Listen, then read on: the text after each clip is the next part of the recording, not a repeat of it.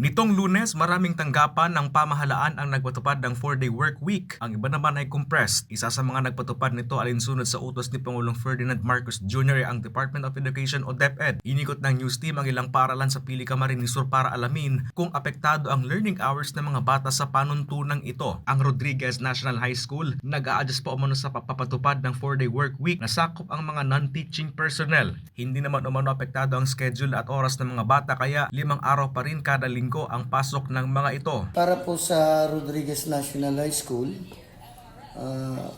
sumusunod po kami doon sa direktiba ng higher office ng DepEd na yung mga teacher papasok sila ng Monday to Friday para hindi ma-disrupt yung klase. But yung mga non-teaching, yun lang naman ang kasama doon sa 4-day work week.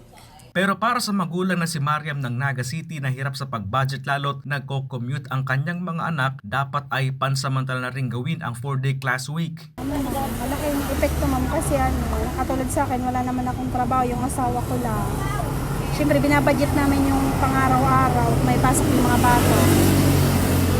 Sa memorandum ng Department of Education, tanging non-teaching personnel lang ang sakop ng 4-day work week mula Lunes hanggang Huwebes, habang Biyernes naman ay ang work from home setup. Wala pang pahayag ang DepEd kung ipapatupad din ang 4-day school schedule sa mga paaralan. Chris Novello, CSN.